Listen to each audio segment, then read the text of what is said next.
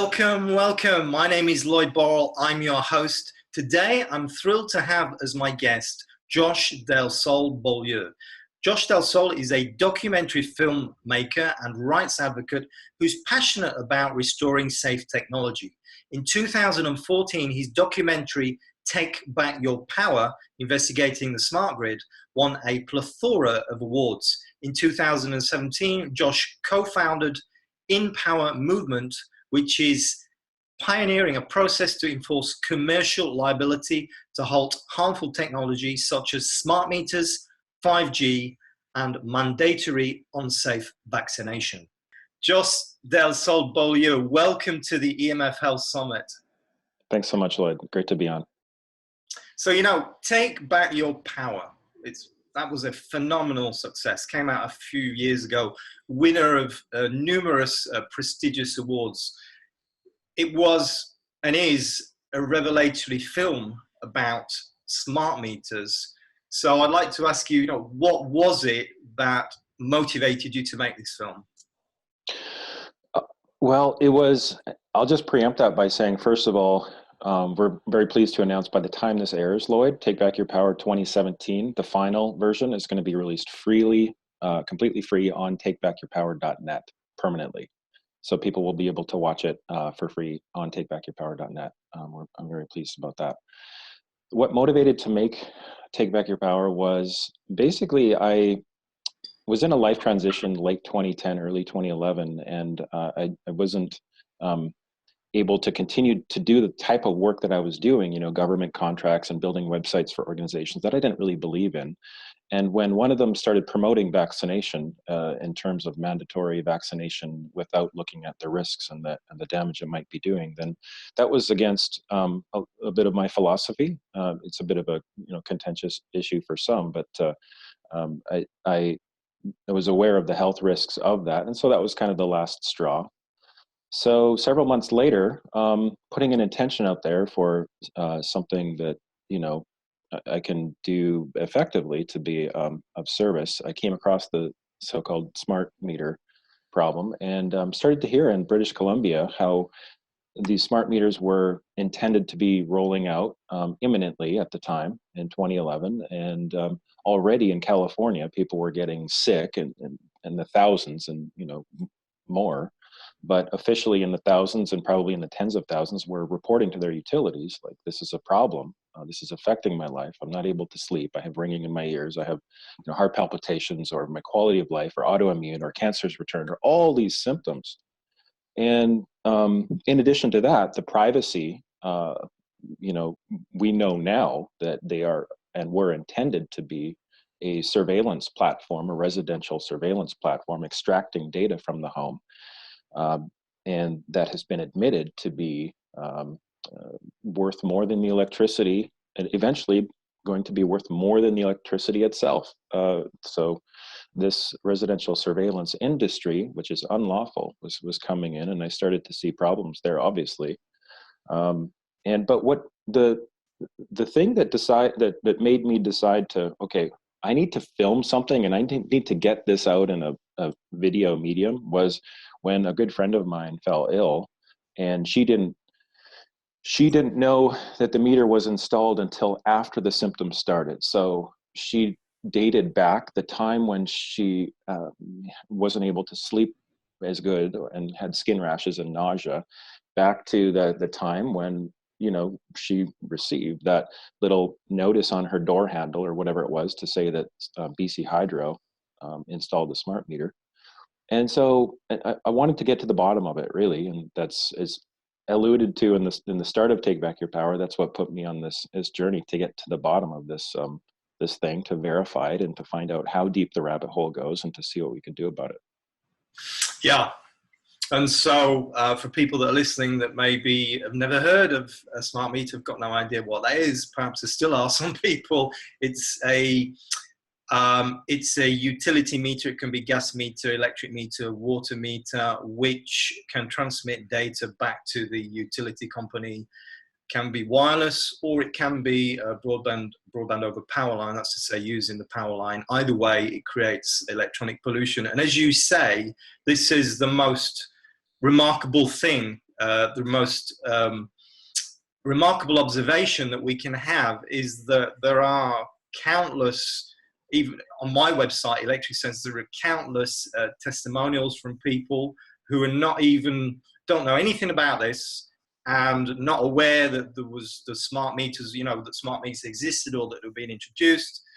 And then they discover, subsequent to it being introduced, that they have fallen sick.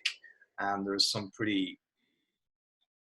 horror stories out there, really, as to, as to how, just how sick people have been subsequent to this.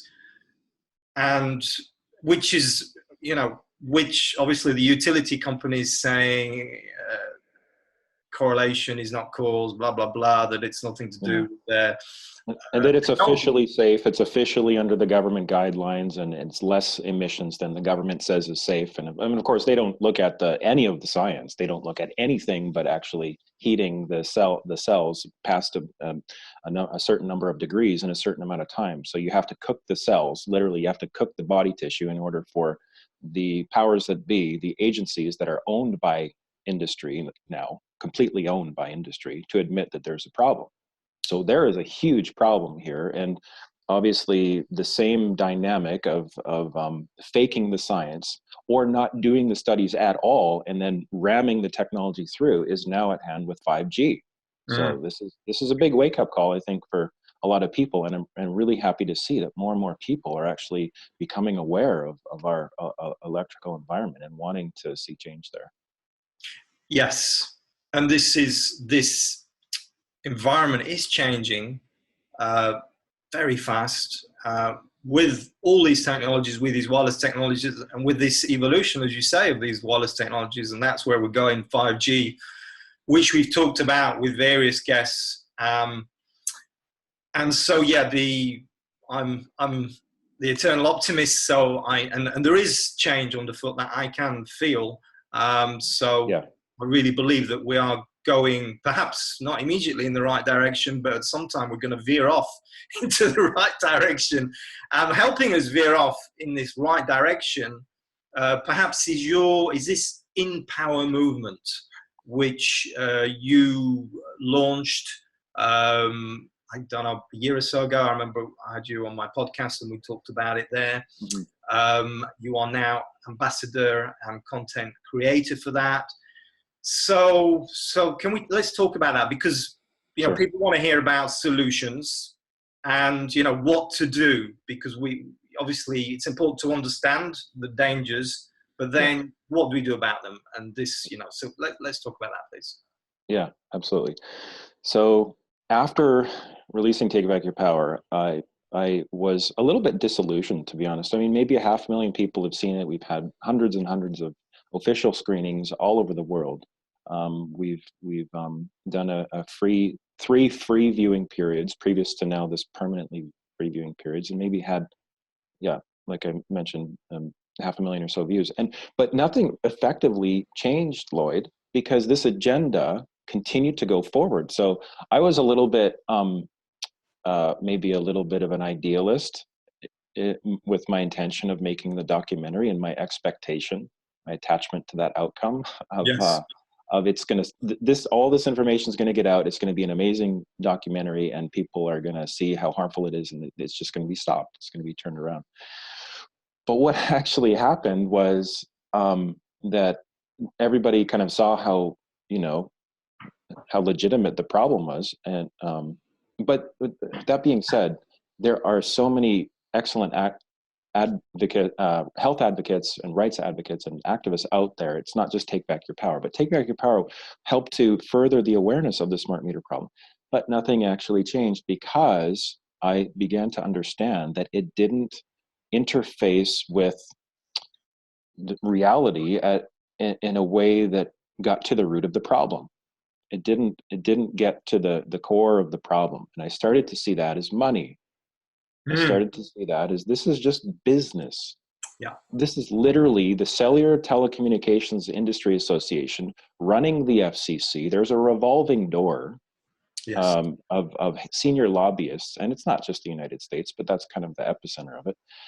And they just want to make billions. literally. I mean, if you look at that 5G announcement from former FCC Chair Tom Wheeler, he's like, you can see the dollar signs in his eyes as he says tens of billions of dollars of economic activity. That's all it is.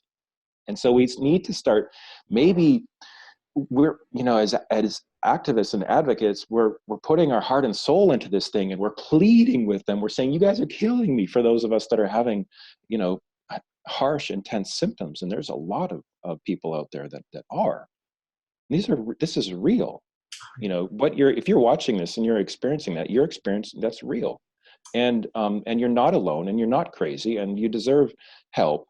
But the ironic thing, Lloyd, is that this, if we want to just look through the lens of duality consciousness for a minute, this other side, they're not moved by compassion. They're not moved by the greater good. They're not moved by, first do no harm. They're moved by how much, power and money can this accrue, because I don't know how far deep you want to go, but essentially because there's a disconnect between mind and heart. So there's a lot of polarity right now amongst humanity, obviously, and it's kind of being played out in many different areas. And this aspect of harmful technology and harmful wireless technology versus the people that are being harmed and trying to speak up and signing tens of thousands of signatures on petitions and doing, Facebook activism and emails and getting together and say, even class action lawsuits, Lloyd. Mm. People are, I just saw another one in Australia. It's awesome to see that. And Quebec and France and different places. Outstanding to see that. But I think what led to the creation of the Empower movement was the realization that we have to get to the core of the problem. So I had met Cal Washington, who turned out to be my co-founding partner. And Empower movement has been soft launched since August of last year, of 2017. But I met him around 2008, 2009. And then around 2014 is when we really started talking about, look, we gotta, I didn't make Take Back Your Power so that I could be famous or win awards or whatever. Like, we need to stop this problem, and nothing's stopping it so far. What can we do? Can we do some of the same stuff, Cal, that has you, in courts and judges running out of the courtroom? Can we do the same stuff that has you, doing paperwork sending it directly to high-level politicians and has them resigning from office? I understood at the time that several individuals were doing powerful, game-changing, paradigm-shifting stuff like this, but never before has there been a movement, an organized movement, where we're teaching and we're educating, we're guiding and supporting, giving the actual documents, the templates, and the support, and the community is part of this next phase of Empower, to the people to actually access this level of, I believe it's a higher level of solution in an organized way. So that's what kind of inspired me, was the idea of, well, why don't we try this out? Why don't we get 20 or 25 people together and put some, we'll customize this notice of liability process for the so-called smart meter issue, dangerous meter problem. And we'll do this. It's multiple rounds. It's laying the groundwork for enforcement. So it's not just one document and then you slap a lien on somebody. That's what gets you put in jail if you don't know what you're doing. There are some people who have tried to, use commerce in an ineffective or incomplete or haphazard way without knowledge, who have been made examples of, to say, oh, look, there's a media article. There was one in the Chicago Times, I think, last year, and even in Canada, to exemplify, the media uses to exemplify somebody, using commerce who doesn't know what they're doing and is doing it vexatiously. That's not what the Empower movement is. And that is done on purpose so that you don't start to ask questions. Well, if it's all about business, then how does commerce actually work? What's really going on here? And how can we get to the solution that interfaces with their system?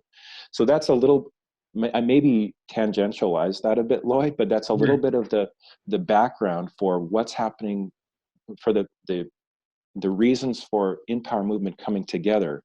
And we have seen from those initial 3 seed groups or prototype groups, we have seen a number of significant number of resignations from people that were holding liable.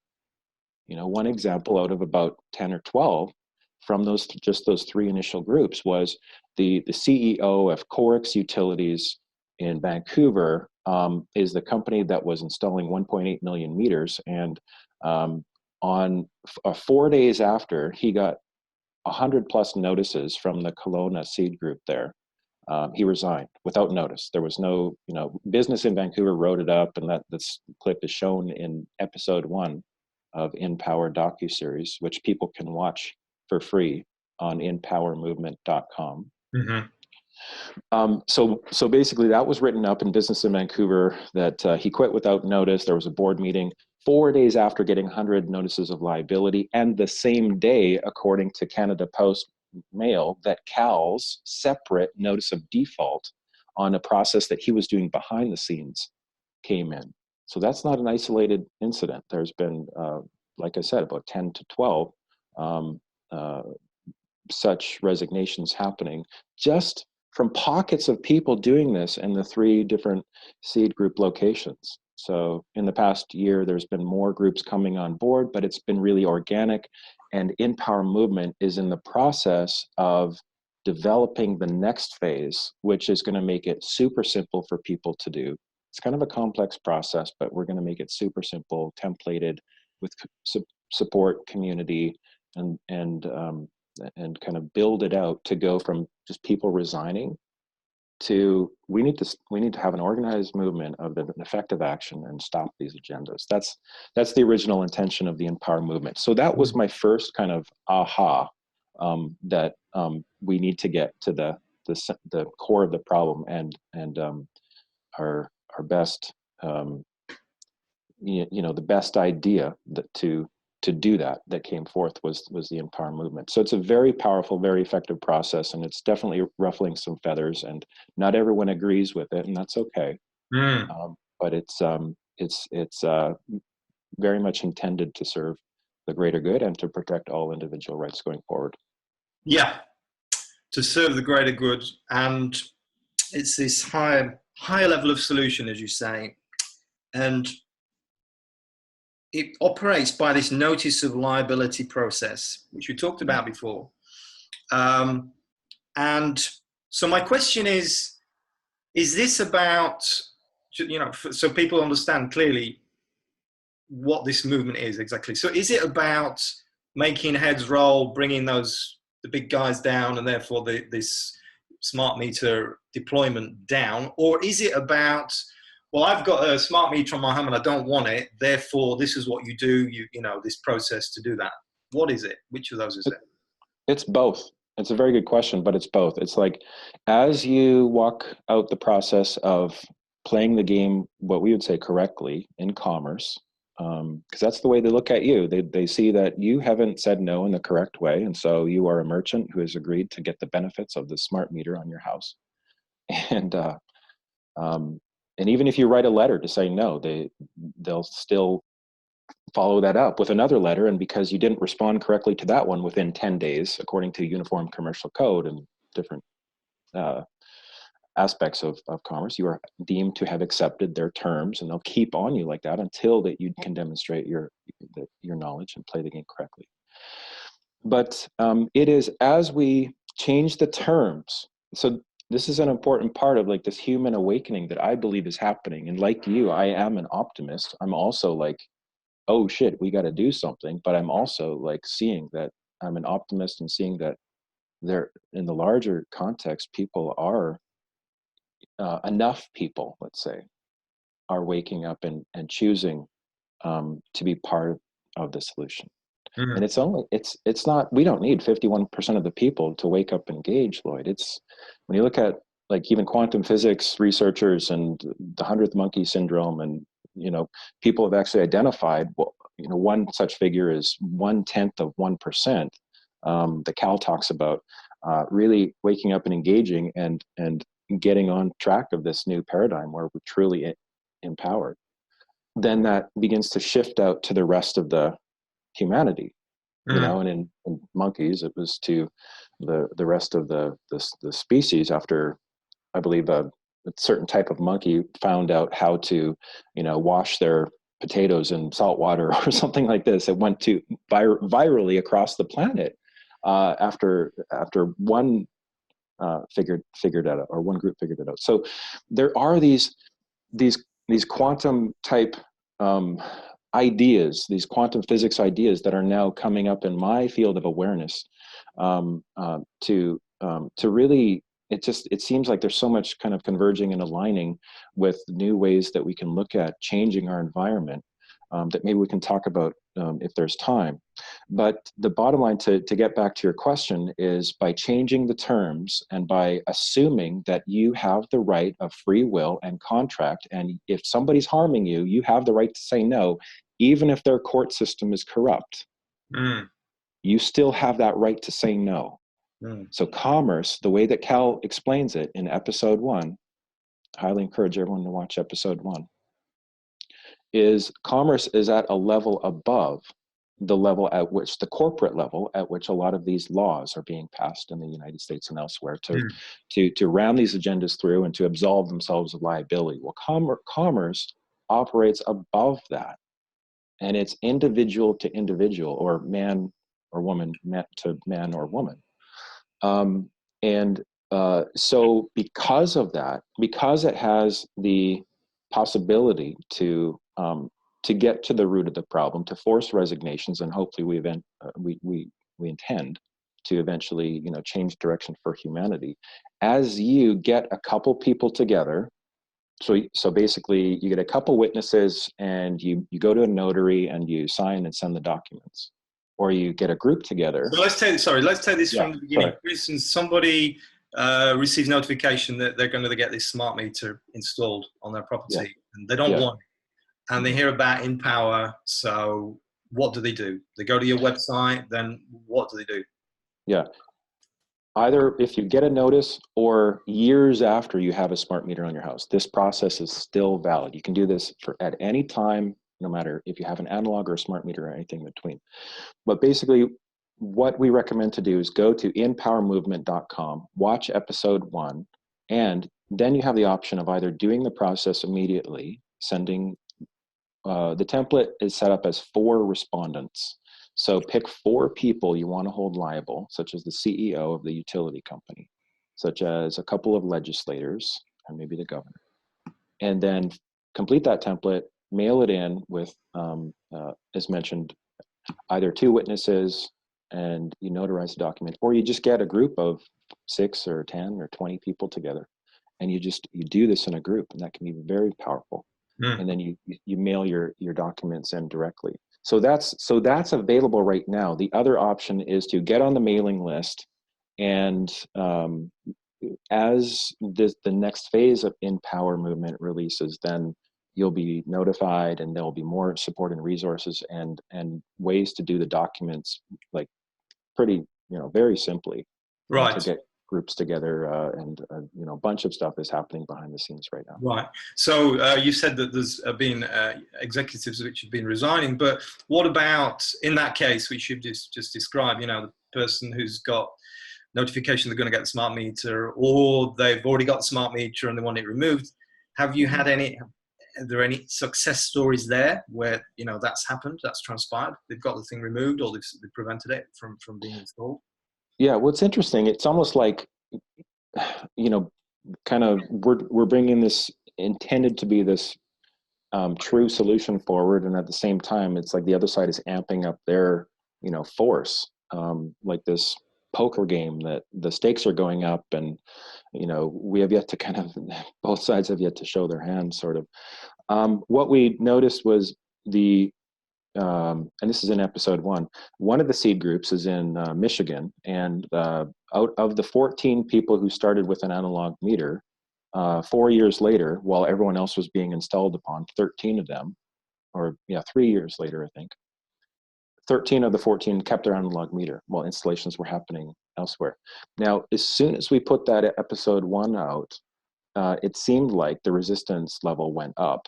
So What does that mean? Does that mean the process doesn't work? No. But it means that there is, and a similar thing happened actually in Hawaii, where someone did a similar process to the notice of liability, not our process. But initially, there was a positive response from the president of Maui Electric. And then literally the next day after I put a podcast, it's weird. I'm not saying like one thing directly led to another, but maybe just in the, quantum or the consciousness or whatever. Literally the next day, that positive decision was announced to basically, start going in the other direction and being effectively reversed. So basically both sides are kind of, it's this time of like picking what side you're on, and things are kind of ramping up. But what we're realizing is at some point, just to be frank, at some point, we're actually going to have to enforce as a movement. And it's obvious, it's clear. If it's a liability process, the other side, because they have so much potentially to gain by continuing their agendas, they're going to continue to push that until that there's a realization that what we're doing, because it's their system, we're using their system against them. It's legitimate in all, areas of objective, fact by anyone in their system. It is a legitimate process. And secondly, we're going to need to enforce so that there is a realization by, enough people within their system that, it's real. It's not what their lawyers are telling them, that it's bunk, but the actual judges, for example, and the higher, more educated lawyers know the legitimacy of the process. It's what they use, the more educated ones. But that I think, Lloyd, that is gonna happen. And so it's this process of, and as this happens, in Power and others, we're bringing out more and more information and truth and awareness, so that, if you plug into this, and even if you're not sure about it, but you just start to follow the content that's going to be coming out and the discussions, especially after the next phase is released, you can make up your own mind. Yes. And see for yourself. And then, and at the same time, continue to do your own, I would say, inner work of like, not going into fear, connecting, I would say, your heart and your mind, and just, getting in that flow of the things that inspire you and the things that are available solutions to you at this time. Yes. As you evaluate and see Empower Movement as, like what we're saying, it's part of a longer term solution. Like the conversation, what I'm getting at, Lloyd, is the conversation that's going to be unfolding is going to be very, very interesting. And we believe that it's going to be a part of helping to shift humanity's course by for the first time saying no effectively to the things that we don't want, so that we can create a better future for everyone. So it's working. There is resistance, not surprisingly. The objective is to beat them at their own game. So, because it's legal what they're doing, but it's also legal what you're doing.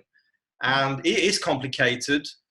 Therefore, that's the whole reason for the Empower Movement, is that you guys figure out this complicated process, and then you share it with everybody, and everybody works together to make this into, to make it work at a bigger level, at a society level, perhaps.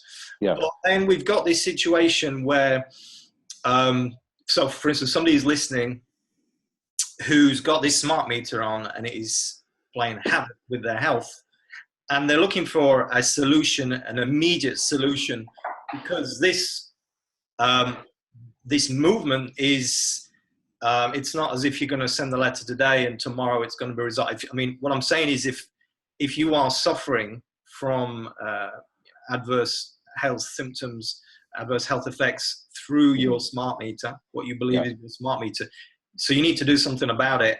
Therefore, one doesn't exclude the other, yeah? So we can still look to practical, hands-on solutions in terms of shielding as to dealing with that. Perhaps we could talk about that? Yeah, for sure. And still Writing them a letter, even before you do the NOL, or demanding to get the smart meter off your house. I mean, that's the first step, is to engage your utility, even with a phone call or a letter. We recommend to do everything in writing. Pay the opt-out fee if you need to, but initially you want to call them out on that extortion. And you want to say, like, the only reason why I'm paying this is under duress, because you're harming me and you're extorting me. And then put that in writing. When you Yes. accept the opt-out program, you say, I accept this only under duress because I am being harmed, and this is extortion. And this is my only immediate solution. So get the thing off your house. Demand an analog meter if at all possible, because many of the opt-out RF off meters are actually transmitting. There's evidence on that that's available. And So sorry, I beg your pardon. So just if you can clarify that, you're saying that the meters that they're saying are not radio frequency microwave transmitting meters are like doing that. Yeah, many, Lloyd, and this has been at least in 2 or 3 different locations. People have taken testing devices like, we recommend the Cornet, and there's a new testing device we're considering as well. But like an inexpensive electromagnetic testing device is very, very valuable, especially going forward in your process of cleaning up your environment. But holding that next to an RF off opt-out meter, it's still pulsing in many, many cases. So this is fraud that's being committed by utilities. It seems systemic because it's not just one utility. This has been observed with several different opt-out programs.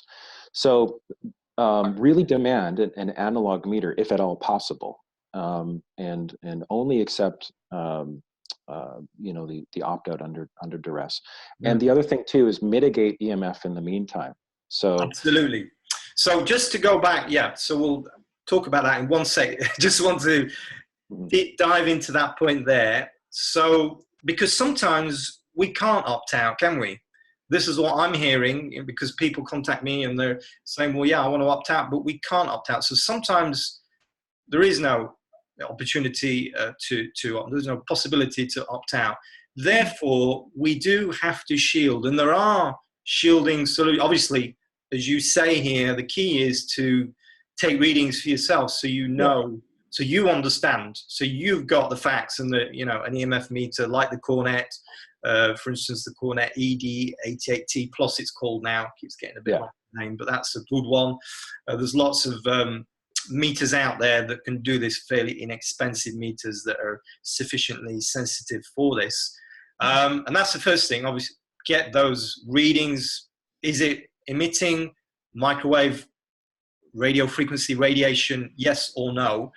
And if it is, while you're following through with this due process, this legal process, through your movement, then at the same time, in parallel, to do shielding of some sort. Agreed? I agree, and I've come to that realization more and more. And yeah, I mean, there's a couple different ways that this conversation could go, but definitely, I'll just tell you, Lloyd, this whole process of me making Take Back Your Power and starting the Empower movement, and up till several months ago, I never had firsthand experiential health effects, biological effects from wireless. I never did. So what happened was I moved into a new home around March of this year. There was no signal, no cell signal. I have a cell phone. I never use it obviously next to my head, and I use it sparingly. But there was no cell signal for texting. So I had to actually reluctantly use Wi-Fi. So you can use with Verizon, at least, and some other carriers, you can use Wi-Fi calling, which is also texting. What I noticed was a week or two after turning on Wi-Fi on my phone, both hands, I started to exhibit what I would call, it felt like nerve inflammation. On both hands, the nerve, whatever it is that comes down the middle of my hand and then the middle of my finger. Coincidentally with having Wi-Fi on my phone and having it in my hands. So I had that for 2 weeks. That prompted me to say, okay, this is ridiculous. I need to do something about this, but I still need to somehow use my phone because communicate with it that way. So what I did was I researched how can I wire my phone, and can you see this? Yes. Okay, so this is my phone is now wired. Whenever I'm at home or in my office here, I don't use the Wi-Fi anymore, and that the Wi-Fi that the landlords have in the other suite is shielded, so it doesn't come in here, um, or very little anyway. So, but basically, this looks like kind of quite a contraption, but this is how it works: is there's two adapters. One is called the Apple USB to camera, or Lightning to USB camera. So Correct. Apple Lightning to USB camera. And we're not obviously using it as a camera, but what it is it has a USB out and a Lightning power out. So this Lightning power out still connects into the wall like normal, like it would up here. But this USB now connects into the second adapter. Can you see that? Yes. Okay, this is the Apple USB to Ethernet. So this Yes. is wired internet. And I tried a different second adapter, which didn't work because it didn't supply enough power to the device, or it took too much power actually. Yes. So it didn't actually work. So on my phone, this is an iPhone 6, it's a couple years old, but these two adapters, you can get them on, wherever online, enabled me to wire my phone so that I told most of my regular contacts that please don't use regular texting. You can contact me on one of these two apps, which I use Voxer and Telegram. Okay. So, and this is, my hands started to get better, Lloyd. Like I'm telling you, like it just became this higher level of, like, I realized it, experienced it myself for the first time. My hands started to get better within a week of me shutting off the Wi-Fi on my phone. Mm-hmm. And so as far as technologies go, really quickly, can I tell your audience about one other thing I found super Sure. useful? Yeah. Yeah. We're all ears for solutions. Okay. So I, 2 years ago, came across something called MoCA, MOCA, that stands for Multimedia Over Coaxial Alliance, I think. So what that means is you can look it up, MOCA, and then the current one is MoCA 2, so version 2. That allows you to have a router in your house with the Wi-Fi turned off, but the router exports the internet to this MoCA adapter that plugs into the wall in your cable out, in any cable outlet in your house. Cable meaning your TV, cable TV outlet, in any room, and hopefully there's one close to where you have your wired router. So, and then you have the other adapter, the other MoCA adapter, where you want to pick up the internet. So if you have 4 different locations where you want to have wired internet in your house without having these Ethernet cords going from the router to the rest of your house, you can have 4 of these adapters, one in each room.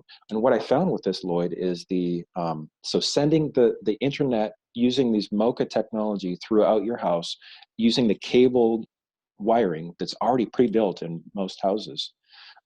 It's faster than Wi-Fi, and it's faster than power line communication. Okay, that's the other one I tested, actually. I haven't released this video yet, but I tested Wi-Fi, power line communication, and MoCA. So MoCA is the fastest. It's the safest because it does not produce any dirty electricity. And it's just the best overall solution. I mean, there's no, it's aesthetically the best. The power line technology, when I tested it, when it was, for example, communicating like a YouTube video or something high bandwidth, the dirty electricity went through the roof. So if you're watching this and you switch to power line because you don't want to have Wi-Fi on your computer or in your house, and if you're still having symptoms, then really check into this, okay? There's no wireless radiation with power line, but there is dirty electricity that I've found.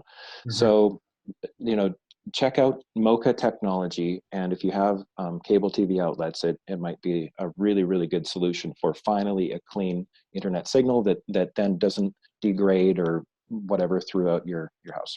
Yeah. Yeah. That's great information you're sharing there, which very few people are aware of, I'm sure. And lots of alternatives to wireless, contrary to what we might think, because there's so much information out there about wireless. It seems we can't live without it. You know, that's that's not what they Right. want us to believe. But there are lots of solutions for this. And just one I want to put out there while we're talking about this wireless issue is actually shielding your smart meter in itself Yeah. is actually very simple. Again, you do need this EMF meter, but you can buy smart meter guards, which fit over the top of the meter. Um, One thing I will say is that, and again, I've got to reiterate this, because you can't just buy the smart meter guard or the shielding and assume that it's problem solved. You do need to take readings with an EMF meter, either borrow one, buy one, you know, get one from somewhere. You need to have the readings, Yeah. because um, one area where people sometimes go wrong is they put this smart meter guard on, but that actually, it depends, you know, how this is in relation to your property, your home, because that's what you're wanting to protect. And sometimes people are putting the smart meter on and it's actually, well, it's like shielding everybody but them, because the signal's going out the back where they are. Therefore, we need to shield actually the back behind, you know, where this smart meter is. Again, which is not particularly difficult, but we do need to, there are lots of places online, for instance, lessemf.com, which is a great resource, where you can buy inexpensive materials to shield from this kind of radiation. Yeah, and it is, I just want to touch in, like, you don't want to stop there. Okay, there's short, medium, and long-term solutions. And maybe, do we have a few minutes left to get into that?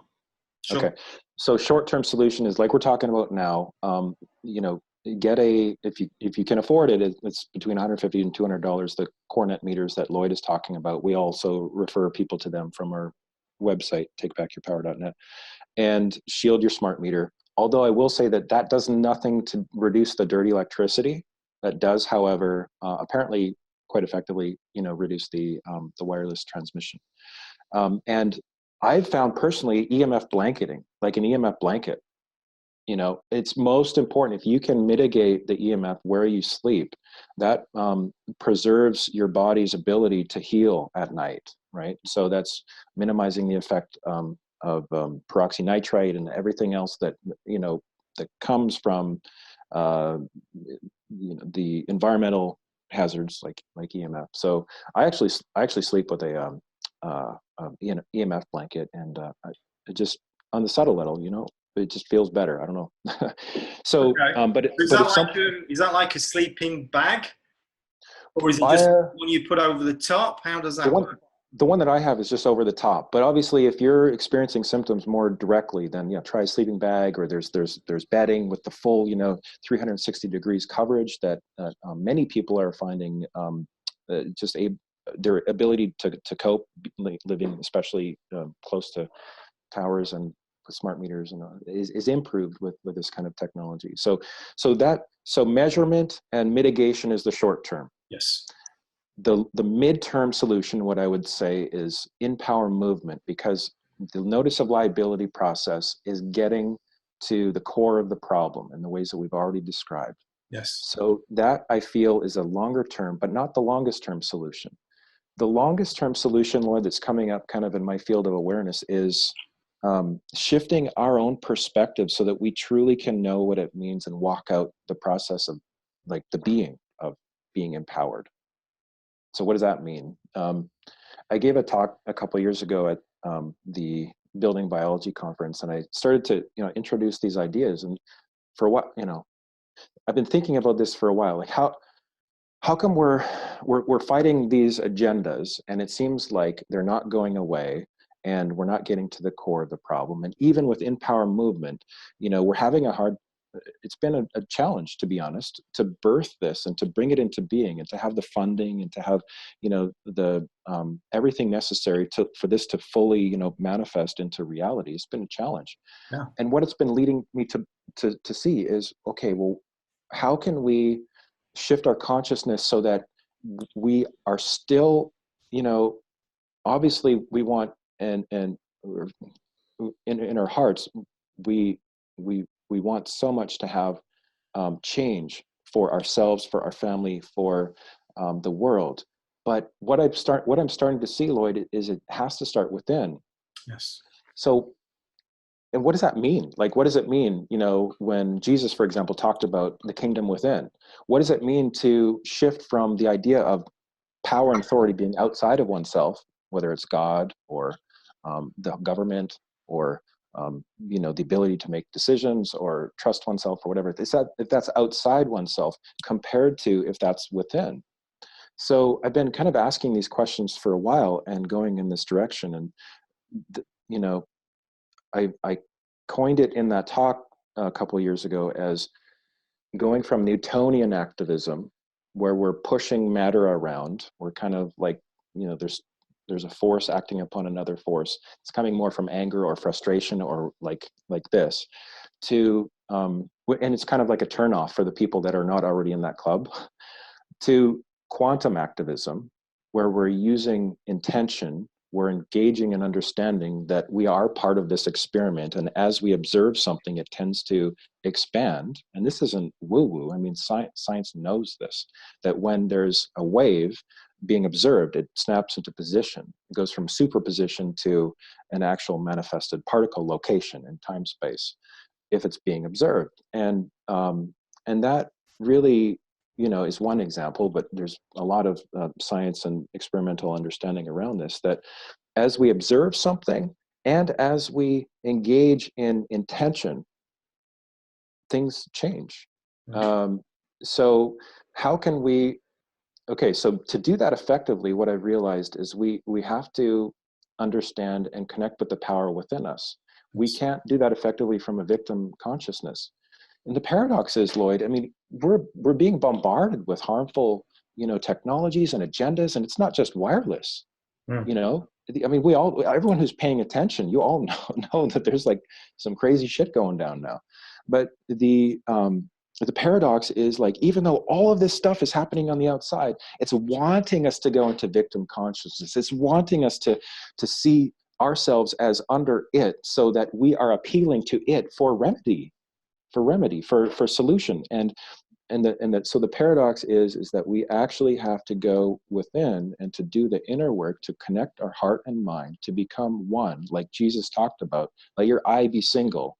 You know, if your eye is single, your whole body is full of light. So if we can do that inner connective work, we can, like he talked about, use the kingdom is within, connect the kingdom within. And what I'm realizing, Lloyd, is that's where the magic happens. Like that's where that's where the true creative effect can happen in our environment around us, in our immediate environment, in our family, and in, I believe, the world.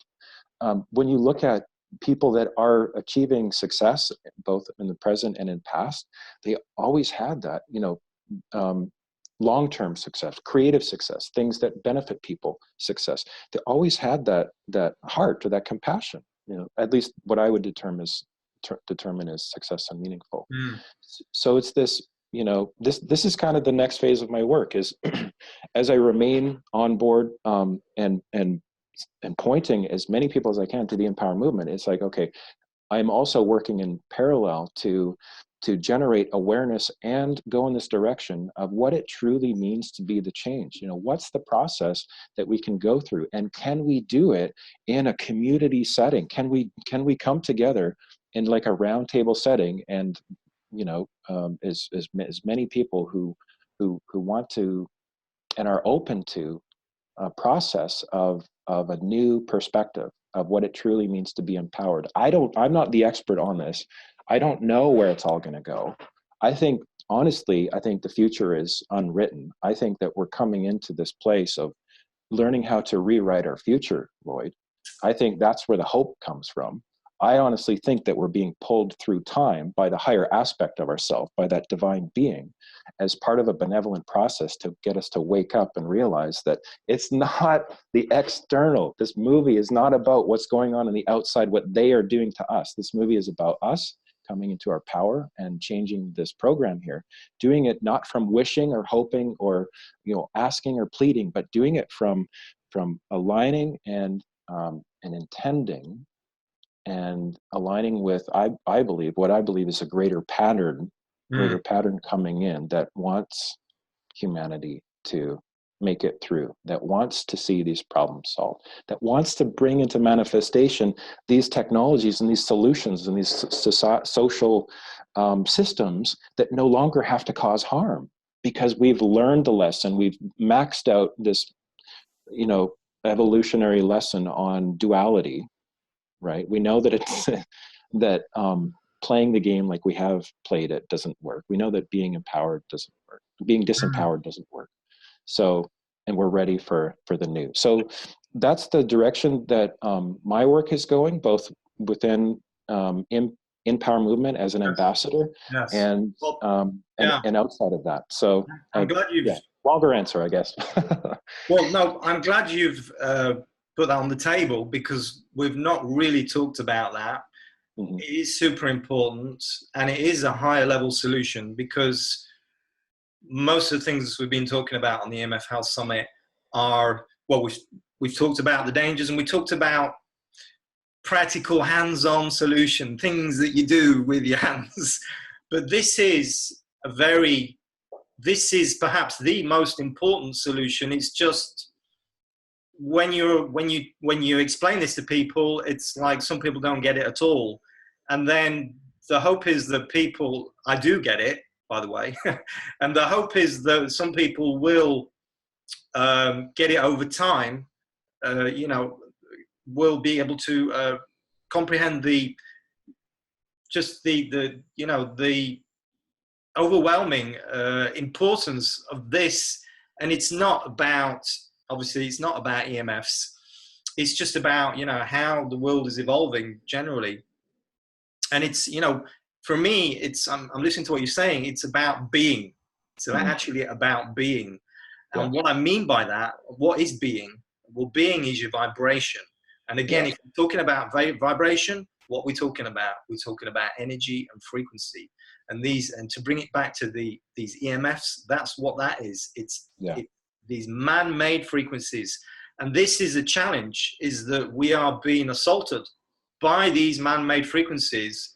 And personally, I relate to what you're saying, because I went through the victimhood. I went through that person, why me? I went through, am I going crazy? All that. Mm-hmm. And then it was by doing so many different things, hands-on things, and then realizing that the hands-on things only took me so far, and then really to evolve that bit further is this realization that actually real change starts within. And each day, each minute of every day is a decision about, well, am I going to look at this as being like the downtrodden person, the guy who's like, drawn the last straw, or am I going to look at it as being, well, this is a challenge, but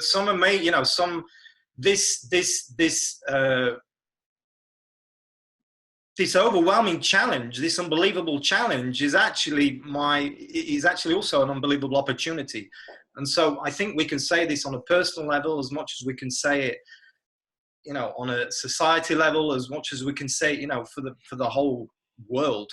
And because you talked about Jesus, and it's, we don't even have to go back to religion. This is science. There is science on this.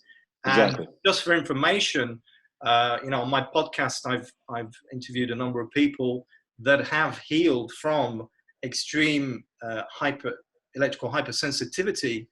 And this is the kind of work they've done. In fact, this is the kind of work I've done. And I'm talking about, to name names, I'm talking about Lucy Sanford, building biologist. And I'm also talking about Maureen Richard, also in France, very educated lady, formerly worked for Radio France, who got sick and completely overcame it, and is now helping other people overcome it through this being. So it does sound woo-woo, but it does work, and it is a longer term solution. So great information, and I encourage you to continue that. And this, heart-based solution, and there are other people doing this in other spheres, by the way. Again, just to reference some science, is a lady called Lynn McTaggart. I'm sure you've heard of her. who's Yeah, got a book called Power of Eight.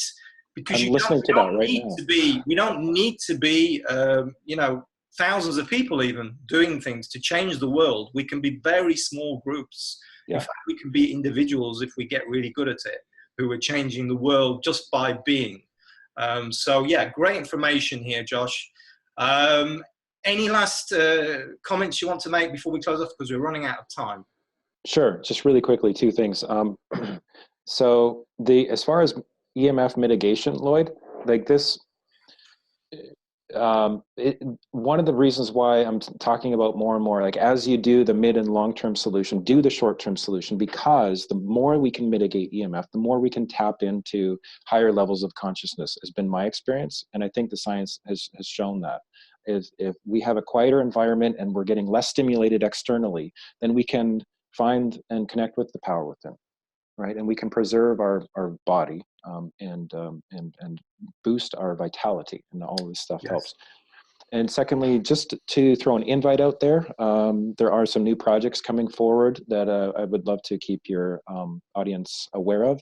So you can subscribe for free to my list, which is currently based on takebackyourpower.net. And separately, also subscribe for free to inpowermovement.com, inpowermovement.com. And so that's what I would recommend in addition to the short-term solutions that we talked about.